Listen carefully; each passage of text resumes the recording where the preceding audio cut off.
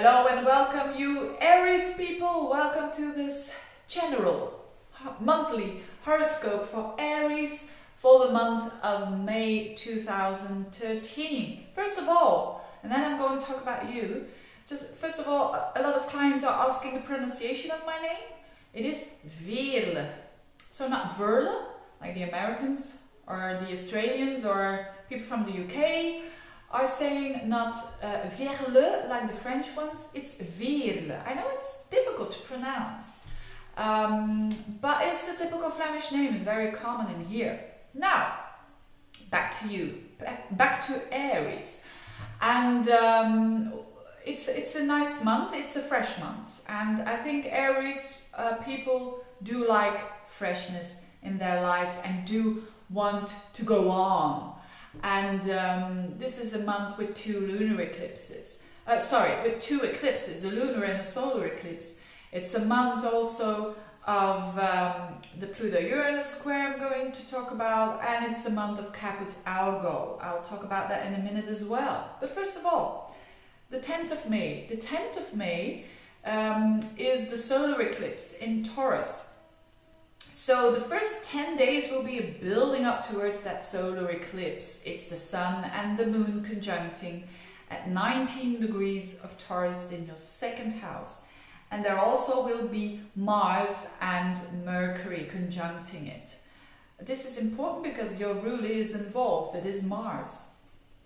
All in Taurus in the second house. What does it mean?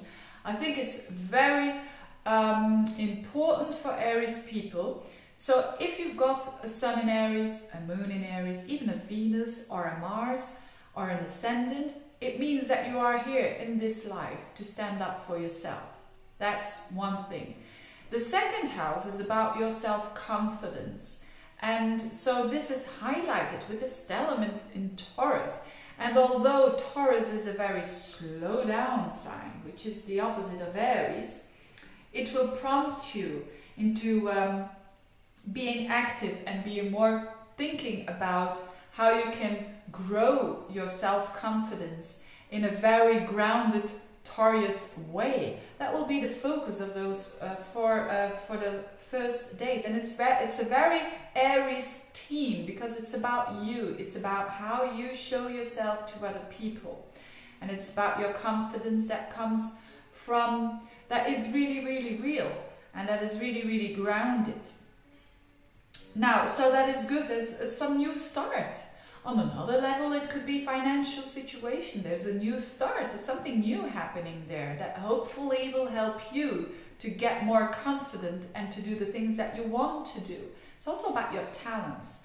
So maybe there's something new happening there as well, because solar eclipses are about new beginnings. Then, during the 21st or around the 21st of May, there is a Pluto-Uranus square in an exact angle. Now, I'm not really into the believing that only something happens when two planets are at an exact aspect. Not at all. I think this Pluto-Uranus square, which is all about liberation and which is all about transformation and becoming more true to oneself, and liberate oneself as well. This is not happening just on that one particular day. It could have been happening already before or still going on. That's what I think. But it certainly is a theme, especially because Uranus is in your sign, which is lovely, which is maybe for some Aries people who've got more planets in softer signs. Maybe it is very restless for you, having Uranus on particular planets, but I think most Aries people kind of like it because they want to be fully expressing themselves, and they really want to be what they are and not to pretend. So Uranus really liberates them from that, and that is good, especially when it squares up to Pluto in your 10th house. So maybe you're doing this whole liberation stuff at your work as well. So for lots of people, it's not only you as a personality, but also in your work.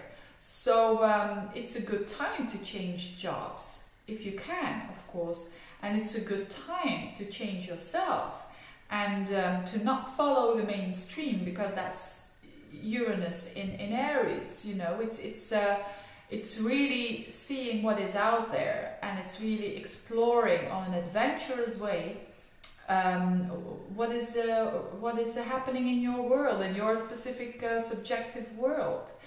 And this is emphasized by the full moon on the 25th of May. It's in Sagittarius, which is also that fiery sign.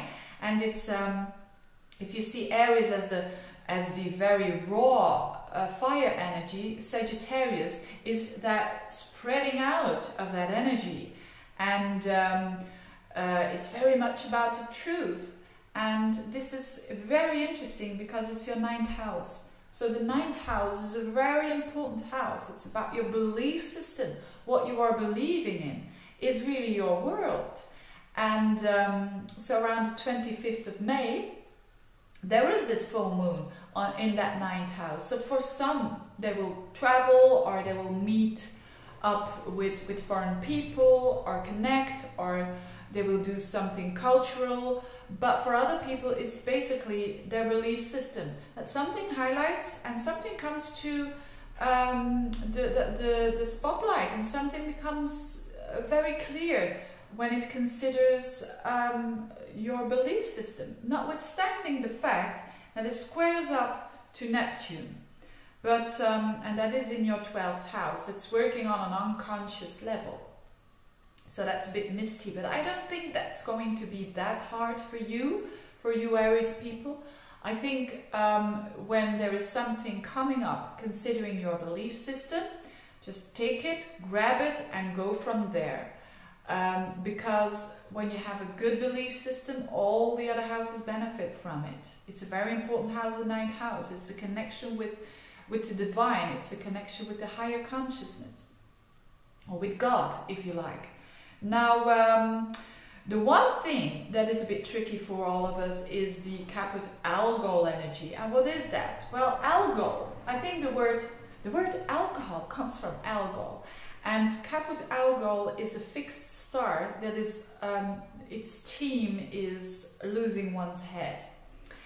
And because the solar eclipse is around 19 degrees, and those other planets like your ruler Mars and Mercury are very close to it, they are going to progress towards the 25 degrees of Taurus, which is that fixed star is located there. So what I've been talking about, this Taurus house, this self-esteem and all of that, just don't go too far, just don't overdo. That's the only advice I want to give. Just don't be too impulsive, and don't go over the top with that self-confidence, because actually when you go over the top, it means that, you know, it's not really that solid. That's the only warning. And also the 25th is or around that date is important for you, because your ruler Mars is going to be on Caput Algol when the lunar eclipse happens. So watch your steps, watch what you do. If you say, hey, I'm losing my head here a little bit with this or this situation, then just stop and take one step back, and it will go away the next day. So having that in mind, I think the month of May is a very nice month for Aries people, or there is a possibility to tap into the better and the positive energies. So I wish you all the best, you Aries people, and see you next month. Bye bye.